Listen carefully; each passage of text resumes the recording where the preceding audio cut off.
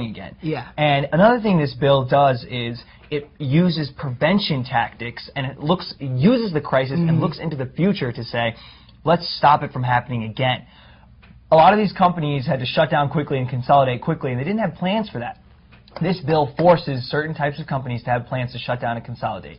In addition, it makes it a lot harder for companies to get bailout money right away, with the flick of a switch. They have to apply in a certain way. It's much harder to use taxpayers' dollars now after this bill has been passed for bailout money. So it definitely has some pros, but I think it has some negatives as well. Yeah, one of the really tricky aspects for me is that it's really interesting for Congress to garner a lot of support around breaking down these large banks so that, in order to prevent these future recessions. Right. And it's easier said than done. When you look at America's most successful companies, the large ones, Walmart, Google, they're all big. Yeah. If you start breaking down these large corporations, Bank of America, Goldman, who knows what's going to happen with these large companies, big banks, big financial institutions when they start deteriorating. We start to move... That proposes some, I'm not saying it's bad, but I don't know what to expect. Yeah, we start to move away from the sort of free market capitalism that we've enjoyed for so long. Totally. Kind of towards a little more to the other direction, if you know what I'm saying. Another negative thing that this bill does is our viewers may not know the term precisely, but they've heard the term credit default swaps and derivatives and things like that. I'm not going to get into that now, but I just want you to picture something in your head. Take all the money, every dollar, every yen, every rupee in the world, and add it up. That's a lot of money. That money does not equal how much money is traded in the derivatives market every day. Okay. There's a lot of money going on here, okay? This bill allows financial firms and banks to maintain their trading in those markets, and it allows them to increase the amount of money that they can spend of people's money that they're currently borrowing on stock markets and equity markets with their Tier 1 capital. I think that's a huge mistake, and on one side of their mouth they're saying more reform and too big to fail. On the other side of their mouth they're letting the banks trade more of our money. So I don't know where this is going to go in the future. This bill has a lot of far-reaching consequences. It's sort of sad to see that this couldn't be done through a bipartisan effort. As correct. It was only the Democrats pushing it through.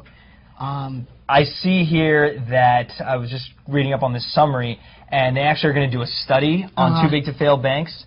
And as a result of the study, they're going to decide whether or not the government should have the ability to just step in and shut down a company. Okay. And they can get that far, or they can impose 3-week bans and limits on certain types of companies. So we'll have to see what happens as a result of the study. Definitely. And finally, I want to tell you about this new technology that is developing.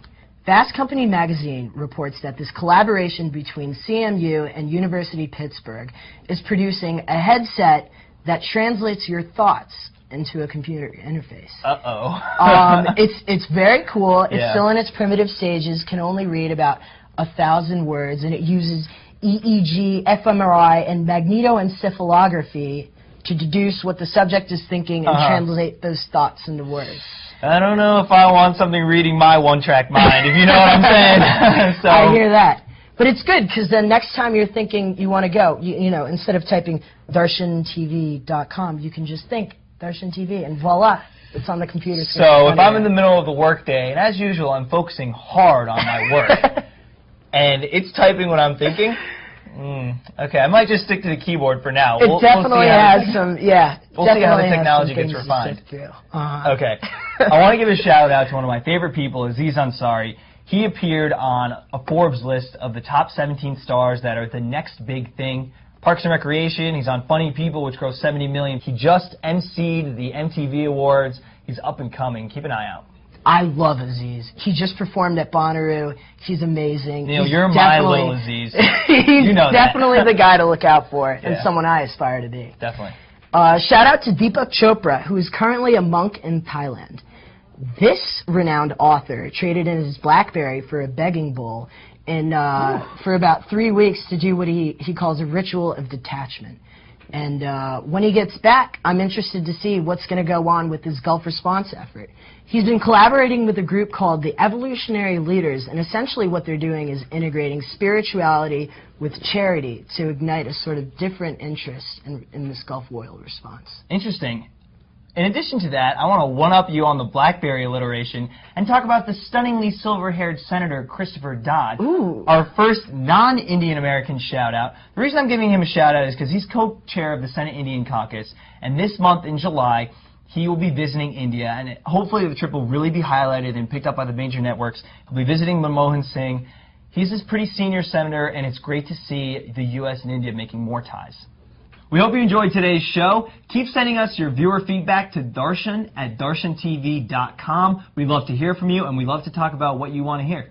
Thanks for watching, and it's been a blast blending with you, Rohan. Loved it. See you next time.